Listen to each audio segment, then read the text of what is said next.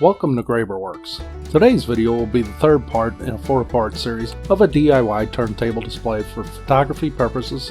It has a 3D printed parts, 1 microwave motor, 2 screws which are M5 by 0.8mm by 30mm long and standard M5 nuts, 1 turntable, and a rubber band for the wheel. Here's a view of the finished turntable drive wheel. I designed all the parts using FreeCAD and will make them available on Thingiverse and Things. Here's a screenshot of the turntable drive wheel in FreeCAD. Here's a screenshot of the drawing process for the turntable drive wheel in the order that I produced them in FreeCAD, along with the sketches showing dimensions in case you want to try designing your own turntable in FreeCAD. Here's a view of the turntable drive wheel model in Cura. Here's a view of the printer settings I used in Cura. Here's a view of the time and materials in Cura. Here is a view of the finished turntable drive wheel part. The turntable drive wheel model was printed with no issues and my Crayola CR10 using PLA material. Here's a speeded up shot of the turntable drive wheel print. The turntable drive wheel model printed very well and the parts assembled with no issue.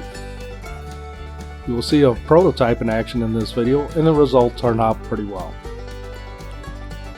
I have refined the original prototype to overcome some issues such as assembling the clamp to the motor mount with slots for nuts, which kept pressure from the drive wheel on the turntable base. That issue resulted in stalling of the turntable. I looked for a DIY turntable and seen some good ones, but none I really liked, so I designed and made my own turntable.